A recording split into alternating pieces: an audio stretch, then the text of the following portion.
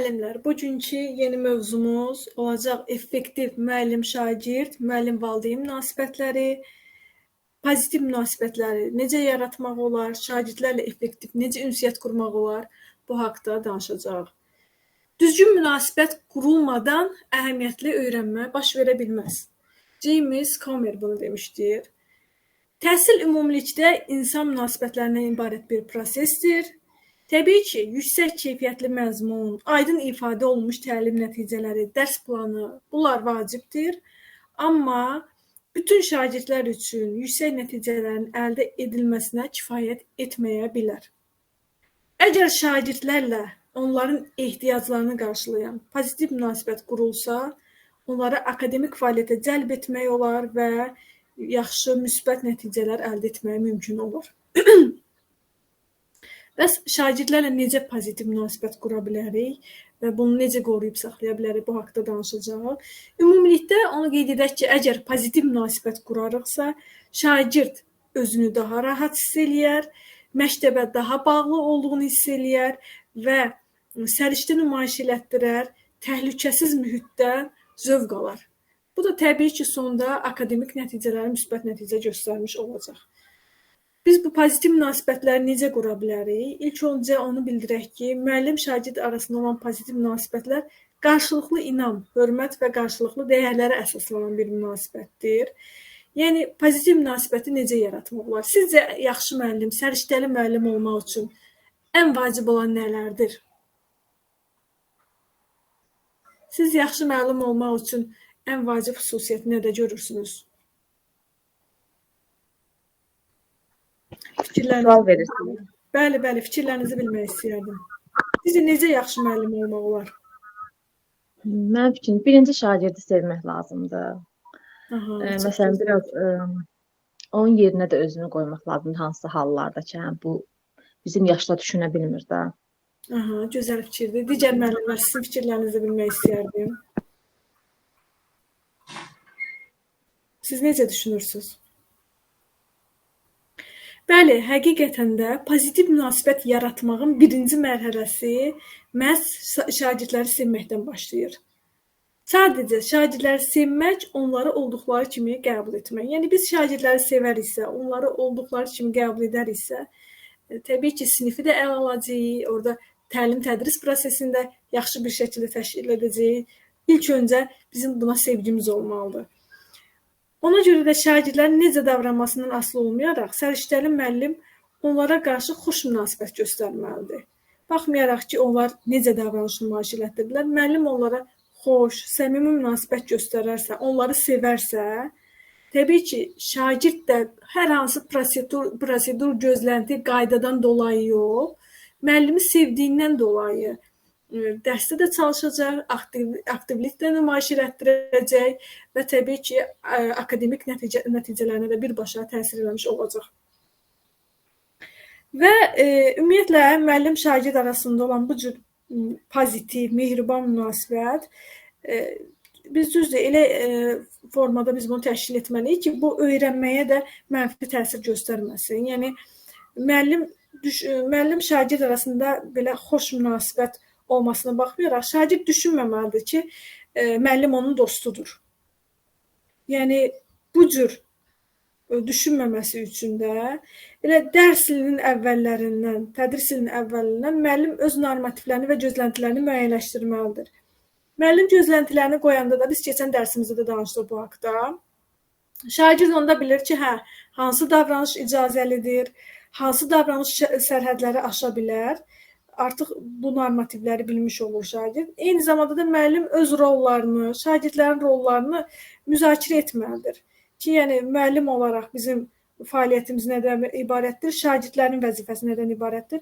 Bunları müzakirəli şəkildə bir yerdə aydınlaşdırarlarsa, bu zaman şagirdlərin də məsuliyyətləri artmış olar. Eyni zamanda da müəllim hər hansı bir informasiyanı çatdıranda da mütləq pozitivə köklənməlidir. Əgər şagirdlər negativ enerji alsalar müəllimdən, təbii ki, o verilən informasiya nə qədər əhəmiyyətli olur olsun, şagird o informasiyaya köklənməyəcək. Yəni, nə qədər vacib, əhəmiyyətli olsa da onu qavramaq üçün səy göstərməyəcək. Ona görə də təbii ki, müəllim özü də pozitivlik yaratmalıdır və pozitiv olmağa çalışmalı. Eyni zamanda da səy göstərməlidir ki, şagirdlərdə də ortamı pozitivliyə köçürəsin, negativliyə yox. Və ümumiyyətlə müşahidələr də göstərir ki, müəllimlər çox hallarda müsbət rəy bildirməkdə xəsislik eləyirlər. Yəni düşünürlər ki, biz müsbət rəy verəriksə, artıq şagirdlər bu müsbət rəydən sonra əvvəlki kimi oxumayacaqlar, passivlik nümayiş elətdirəcəklər. Düzdür, bəzən elə də olur. Bu o zaman belə olur ki, həmin o şagirdin hədəfi sırf təriflənmək olmuş olsun ki, hədəfinə çatandan sonra passivlik nümayiş elətdirsin. Bu bəzi hallarda yəni ola bilər, amma hər bir halda müəllim hər zaman pozitiv olmalıdır və necə pozitiv olmalıdır növbəti dəqiqələrdə daha geniş danışacaq. Və deməli, dərs ilə başlayandan müəllim təşəbbüsü ələ almalıdır. Şagirdlərə xoş gəlmisiniz məktubu göndərib, onlarla görüşün necə səbirsizliklə gözlədiyini bildirə bilər. Bu ən çox ibtidai sinif şagirdlərinə aiddir. Eyni zamanda da məsələn, yuxarı sinif şagirdlərindən necə münasibət qura bilər, pozitiv mühit yarada bilər. Hələ həmin şagirdlərə dərs keçməmişdən öncə, məsələn, koridorda görür ki, uşaqlar toplaşıb, ünsiyyət qururlar. Onlardan yaxınlaşıb ünsiyyət qura bilər. Neçənci sinifdə oxuyursunuz? Filan sinifdə mən də sizə dərs keçəcəm. Artıq şagirdlərdə pozitiv bir təəssürat yaratmış olur, deyilmi? Onlar düşünürlər ki, filan müəllim bizə nə vaxt dərs keçəcək və həmin vaxt dərs keçəndə də həmin o təəssüratı da xatırlamış olurlar. Müəllim və şagird arasında müsbət münasibət yaranmış olur. Eyni zamanda dərs prosesində də müəllim hər zaman pozitivliyini qorumaq üçün, məsələn, gülümsəyə bilər və yaxud da hər hansı bir mexaniki səhv eləyəndə öz-özünə gülə bilər, yumor hissi yarada bilər. Eyni zamanda təlim-tədris prosesində şagirdlərin maraqlarını nəzərə almaqla müsbət təəssürat yaratmış olar və şagirdlərdə dərs öyrənməyə həvəs yaratmış olar. Yəni, nə qədər ki, o ortam müsbət olar, pozitiv olar, pozitiv əhval-ruhiyyəyə köklənmiş olar, əlbəttə orada da öyrənmə baş tutacaq və səmərəli şəkildə öyrənmə baş tutmuş olacaq. Şagirdlərlə effektiv ünsiyyətin qurulması. Biz necə edə bilərik ki, şagirdlərlə effektiv ünsiyyət quraq? Düzdür, bir çox müəllimlər, məsələn,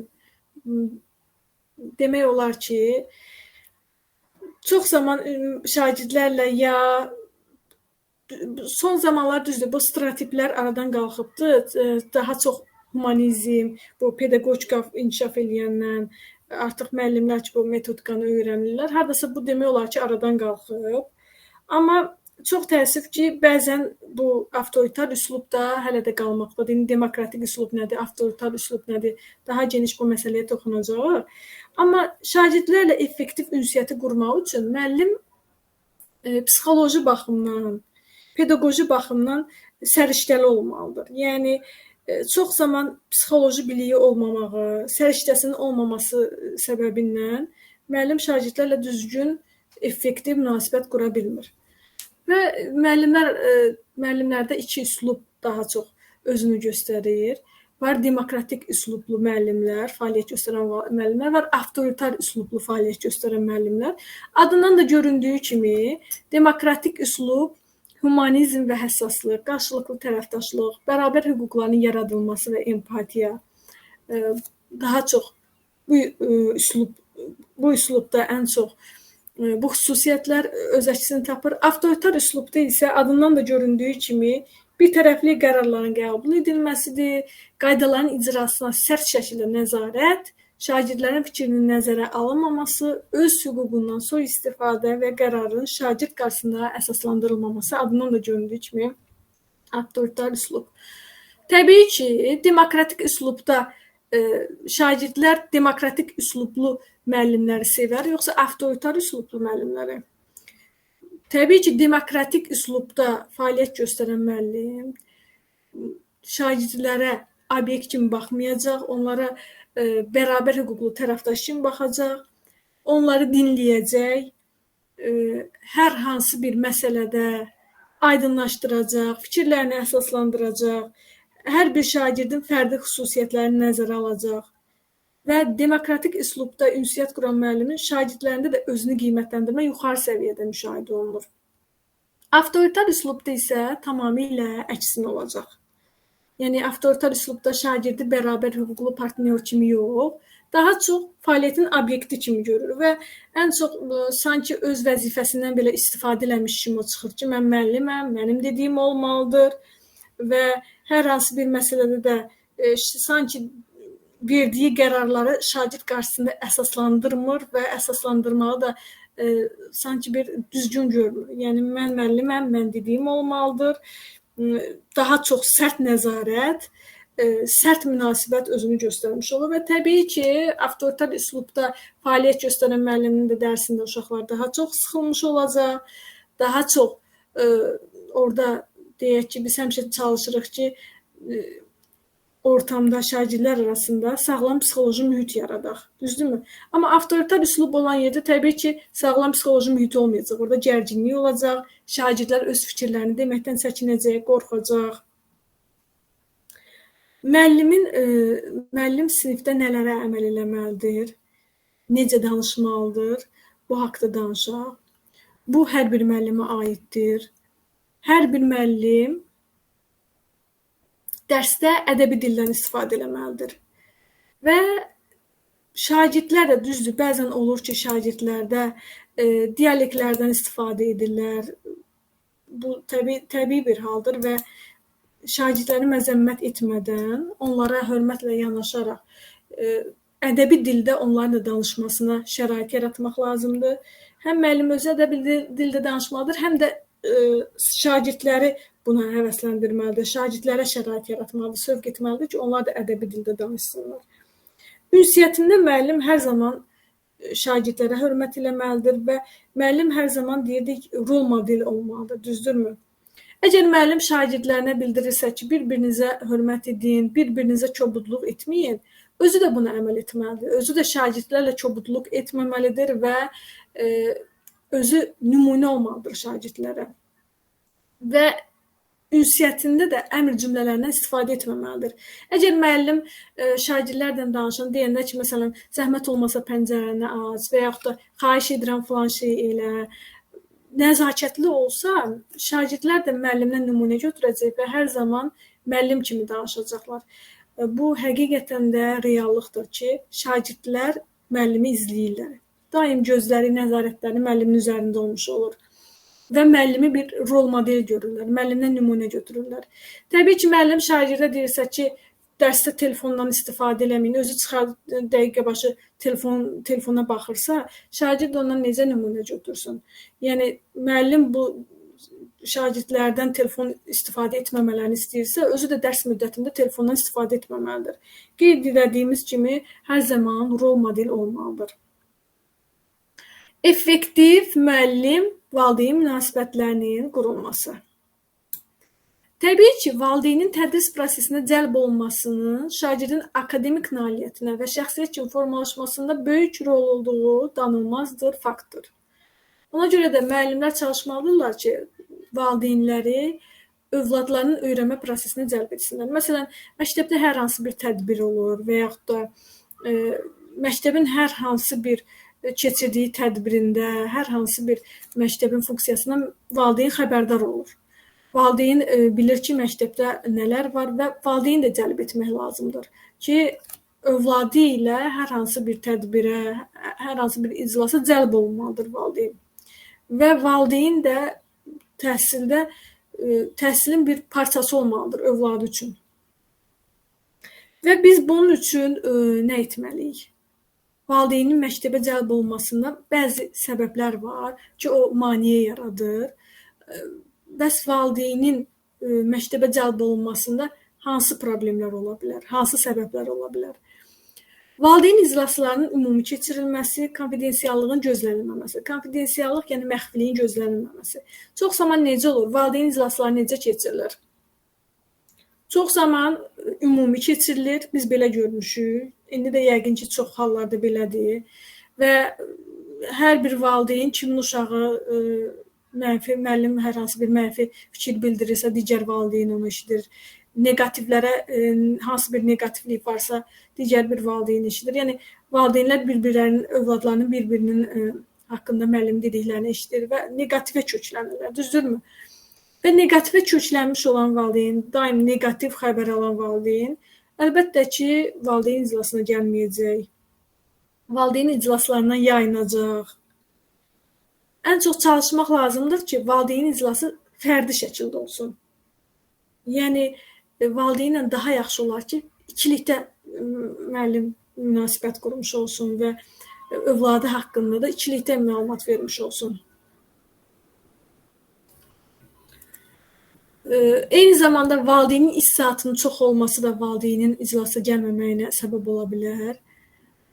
Və müəllimin valideynə, onun övladı ilə bağlı münasibət qurmasına laqeyd münasibəti. Müəllim deyər ki, bəzən olur da belə. Bu iclas lazım deyil. Yəni müəllim laqeyd yanaşır. Təbii ki, bu zaman valideyni cəlb etmək mümkün olacaqmı? Valideyn cəlb olunarmı məktəbə? Əlbəttə ki, xeyr.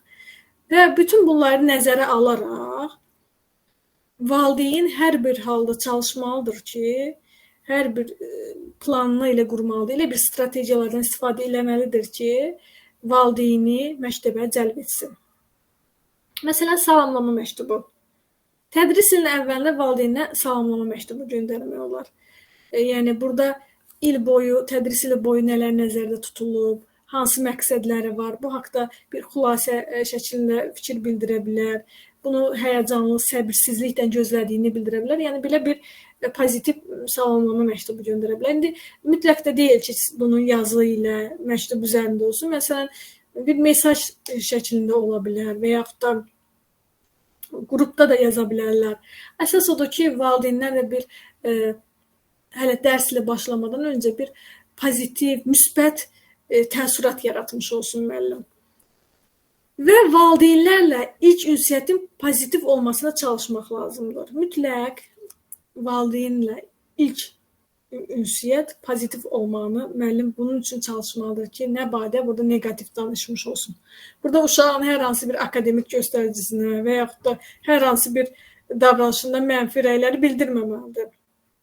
Əksinə, şagirddən müşahidə edilən hər hansı bir yaxşı bacarığı valideynə məlumat verməlidir ki, çünki ilk ünsiyyətdir, ilk təəssürat çox önəmlidir. İlk təəssüratı yaxşı formalaşdırmış olsa valideynə, bu sonraki münasibətlərə də təbii ki, təsir etmiş olacaq. Sözsüz təsir edəcək, yəni ilk təəssürat müsbət yaransa, müəllim haqqında müsbət təəssürat yaransa, sonraki artıq illərdə də, sonraki dərs prosesində də artıq valideyn-müəllim münasibətinin yaxşı olmasına gətirib çıxaracaq. Və müəllim şagird irəliləyişi haqqında qeydlər göndərmək. Çox vaxt necə olur? Çox vaxt müəllim valideyni o zaman axtarır ki, şagirdin davranışını hər hansı bir mənfi hal görsün, zəng eləyib hər hansı bir problemi söyləmək üçün zəng eləyir. Çox zaman belə olur da, düzdürmü? Amma əksinə olaraq müsbət xəbərləri vermək üçün müəllim valideynə yazmalıdır. Məsələn, övladınızın oxu bacarığında xeyli yaxşılaşma var, artıq oxuyub anlayır, oxuyub anlama suallarına sərbəst cavab verir. Yəni, belə bir müsbət mesaj göndərsə valideyn sevinməyəcək. Nə qədər valideynə müsbət valideyndə bu pozitivlik yaranmaqdan bərabər valideyn oxuyacaq, sevinəcək, bu ailədə də özünü göstərəcək. Bundan şagirdin də xəbər olmuş olacaq. Şagird müəllim münasibətinə birbaşa müsbət təsir eləmiş olacaq. Eyni zamanda müəllim valideyn münasibətinə birbaşa müsbət təsir etmiş olacaq. Pozitiv valideyn iclasının təşkili. Valideynlərlə ilk ünsiyyətin pozitiv olmasına çalışmaq lazımdır. Bunu qeyd elədik və dərs ilinin ilk həftəsindən pozitiv əhval-ruhiyyəli bir iclas təşkil eləmək olar. Burada şagirdlərin inkişaf etdirilməsi istiqamətində hər hansı bir mövzu üzərində danışmaq olar. Eyni zamanda valideynlərə şagirdlərin inkişafı üçün, onların bir şəxsiyyət kimi inkişafı üçün müxtəlif tövsiyələr vermək olar. Yəni, bir sözdən pozitiv valideyn iclasının təşkilində çox böyük əhəmiyyəti var. Turay müəllimə, üzr istəyirəm, sözünüzü kəsirəm. Deməli, mənim təcrübəmdə belə bir şey yaşanıb, bəlkə müəllimlər üçün də faydalı olar.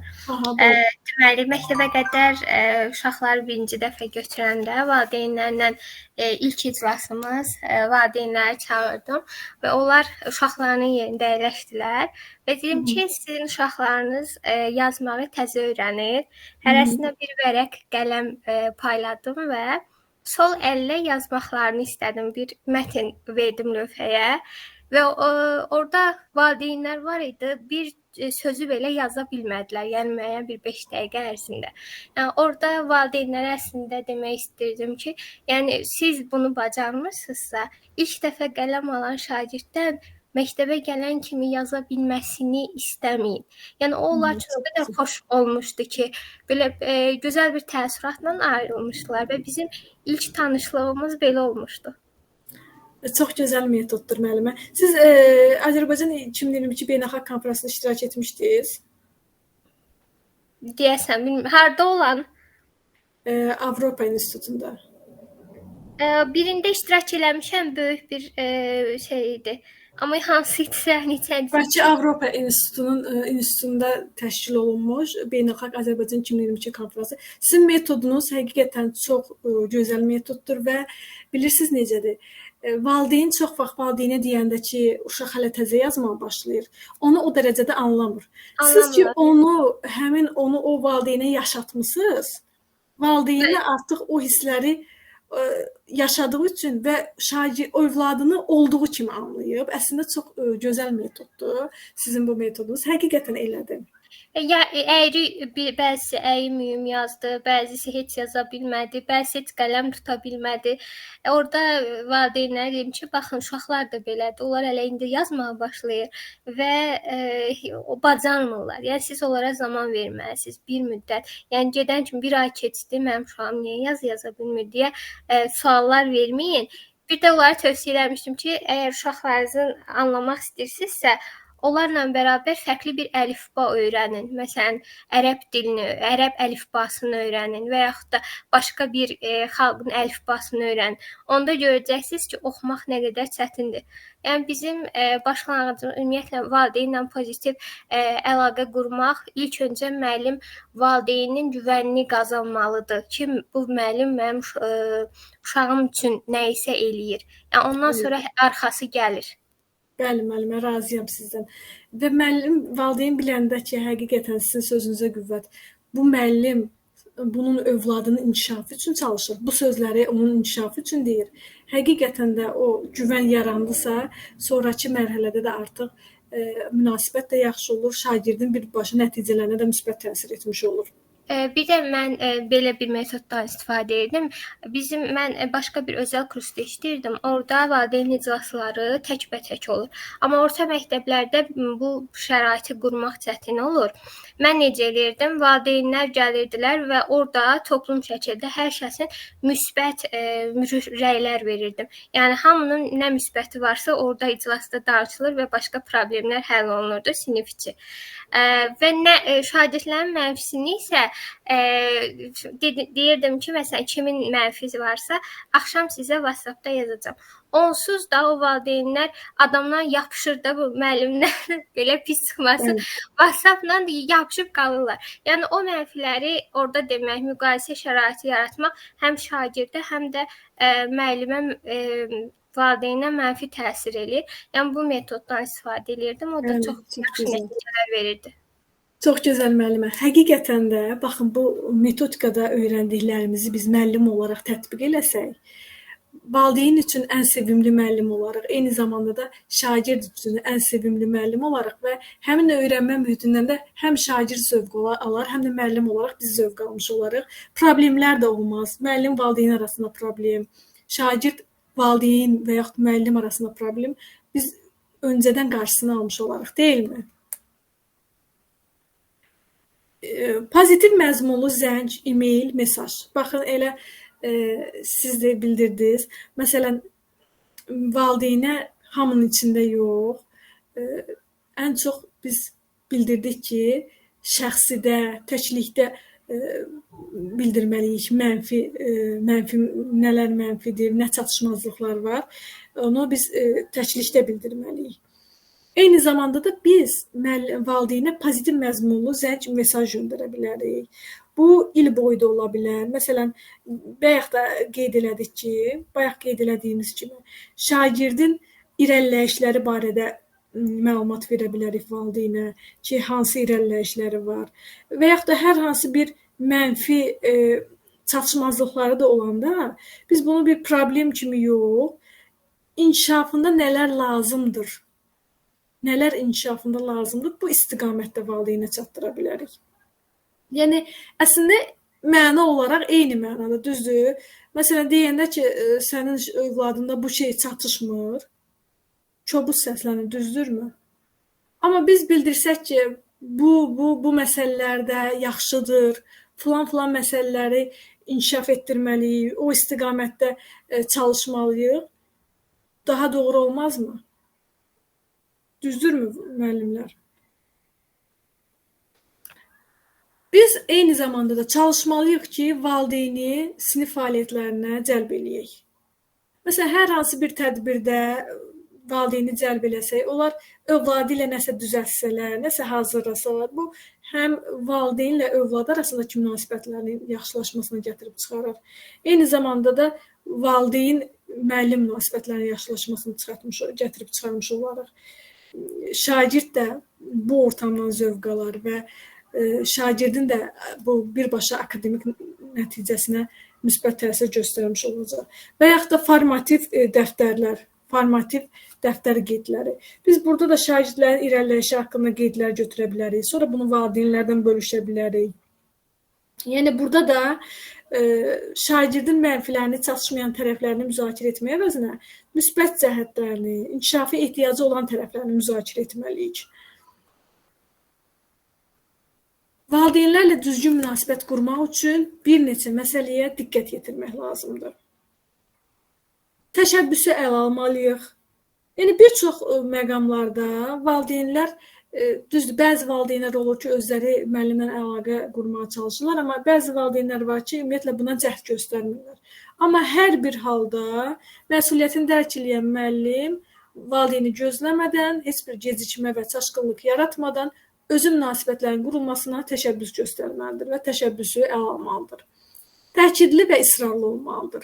Yəni, ola bilər ki, valideynlə əlaqə yaratmaq istəsin, valideynin əlaqə yaratmaq istəməsin və yaxud zəng edir, valideynə bir dəfə zəng edir, 2 dəfə zəng edir, 3 dəfə açmır. Hər bir halda müəllim israrlı olmalıdır, müxtəlif yollardan istifadə edərək və yaxud da mesajlar göndərməklə əlaqə yaratmağa çalışmalıdır. Ailə ilə empatiya yaratmalıdır, özünü ailənin yerinə qoymağı bacarmalıdır və nə qədər ki, empatiya yaradar, bu valideynlə əlaqə yaratmağa və necə istifadə etməyi müəyyənləşdirməyə kömək edəcək. Yəni, biz valideynlə əlaqə yaratmaq üçün nədən və necə istifadə etməyimizə kömək etmiş olacaq. Təbii ki, empatiyasını qoymuş olsaq, özümüzü ailənin yerinə qoymuş olsaq, bir empatiya yaratmış olsaq. Məxfiliyi qorumaq. Məxfiliyi qorumaq nədir? Yəni, konfidensiallıq yaratmaq. Məsələn, bir şagirddə, hər hansı bir şagirddə deyək ki, qavramasında problem ola bilər və yaxud da ola bilər, hər hansı bir xəstəliyi ola bilər. Biz hər bir halda istəyir akademik nəticəsi aşağı olsun, konfidensiallığı qorumalıyıq. Yəni, bu uşağın məlumatlarını digər valideynin yanında danışmamalıyıq və yaxud da müəllim yoldaşlarımızın yanında danışmamalıyıq. Yəni, məxfiliyi qorumalıyıq. Təbii ki, valideyn gedib özünə aid olan söhbəti başqa valideyndən eşitsə, biz valideynlərlə düzgün münasibət qura bilərikmi? Yoxsa münasibətimizi kövramağa gətirib çıxarar? Təbii ki, valideynlə münasibətimiz kövrana, düzdürmü? Kimə xoş olar ki, onun övladına aid olan məlumatı başqa birindən eşitsin, müəllim başqa birinə demiş olsun. Ona görə də mütləq məxfiliyi qorumaq lazımdır. Valideynə anladığımızı göstərmək. Yəni, bu nə deməkdir? Yəni, biz təbii ki, valideynlərlə ünsiyyət zamanı valideynləri dinləməliyik.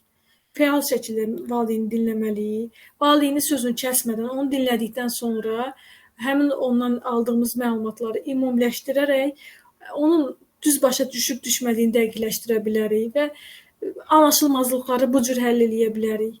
Və bu cür valideynlə münasibətlərimizi hər zaman səmərəli şəkildə qura bilərik. Əslində dərsimiz çox asan və sadə dərsdir. Ümumiyyətlə hər dərsin sonunda çalışaq ki, özümüzü refleksiya eləyək. Ki, bu dərsdə nə öyrəndim, harda qaranlıq qaldı. Düzdür, indi yəqin ki, burada çətinlik çəkdiyiniz, inanmıram hər hansı bir məqam olsun. Çox asan və maraqlıdır. Sualınız var müəllimlər? Dərsimizlə bağlı sualınız varmı? Xeyr,